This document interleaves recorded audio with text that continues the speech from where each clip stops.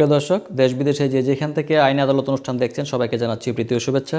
আশা করি আপনারা ভালোই আছেন। আজকে আমি আলোচনা করব, যদি আপনাদের বসত বাড়ি অথবা কোনো ফ্ল্যাট অথবা কোনো জমি বা কোনো আপনার স্থাবর সম্পত্তি থেকে উচ্ছেদের জন্য যদি কোনো কর্তৃপক্ষ, যদি কোনো সরকারি প্রতিষ্ঠান, রাজুক বা যে কেউ হোক না কেন, যদি উচ্ছেদের জন্য কোনো নোটিশ দেয় আপনাদেরকে, সেটা যদি বেআইনি নোটিশ আপনাদেরকে দেয়, সেই নোটিশটা পাওয়ার পর আপনাদের করণীয় কী? আমি বলবো যে এই ধরনের কোনো নোটিশ যদি আপনি সেই জমির প্রকৃতপক্ষে টাইটেল হোল্ডার বা স্বত্বাধিকারী হয়ে থাকেন, স্বত্ব হোল্ডার হয়ে থাকেন, এবং এই জমির মালিকানা যদি আপনার হয়ে থাকে, প্রকৃতপক্ষেই কাগজপত্র আপনার ফেভারে থাকে, আপনি দখলে থাকেন, সব কিছু থাকার পরেও যদি বেআইনিভাবে আইনের ব্যত্যয় ঘটিয়ে যদি কোনো কর্তৃপক্ষ আপনাকে নোটিশ দেয় উচ্ছেদের জন্য, তাহলে সেই নোটিশটাকে কিন্তু আপনি অবৈধ ঘোষণা করার জন্য এবং নোটিশটার লিগ্যালিটি চ্যালেঞ্জ করার জন্য মহামান্য হাইকোর্ট ডিভিশনে রিট জুরিডিকশনকে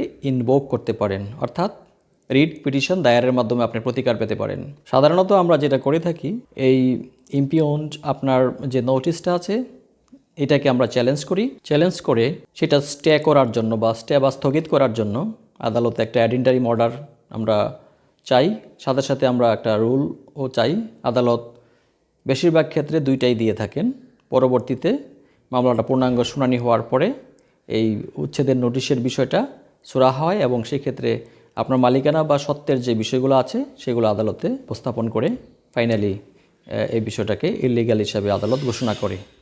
যদি আপনার সত্যি সত্য থাকে, তাহলে সেক্ষেত্রে কোনোভাবেই আপনাকে বেআইনিভাবে উচ্ছেদ করার কেউ উদ্যোগ নিলে বা কোনো নোটিশ আপনাকে দিলে, তাহলে আপনি উচ্চ আদালতের দ্বারস্থ হতে পারেন। এখন যদি আপনাকে নোটিশ দিল না, বাট আপনার কাছে মনে হচ্ছে যে ওনারা আপনার বাড়িটা উচ্ছেদ করবে বলে এরকম কোনো কর্মকাণ্ড করতেছে, এরকম কিছু প্রশাসনিক কাজকর্ম অলরেডি আপনি অবজার্ভ করছেন, তখনও কিন্তু আপনি সংক্ষুব্ধ হয়ে একটা রিপ্রেজেন্টেশন দিয়ে তখনও কিন্তু একটা রিটের আওতায় নিয়ে আসতে পারেন। সেটা একটু কৌশলে করতে হবে। বিজ্ঞ আইনজীবীদের সাথে আপনারা যোগাযোগ করলে ওনারা নিশ্চয়ই সেই কৌশলটা আপনাদেরকে শিখিয়ে দিবে, বাতলিয়ে দিবে।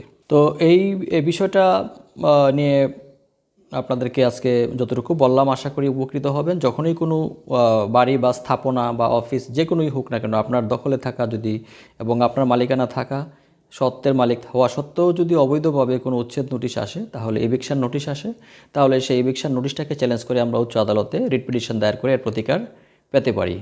ধন্যবাদ সবাইকে। ভালো থাকবেন, সুন্দর থাকবেন, সুস্থ থাকবেন। আল্লাহ হাফেজ।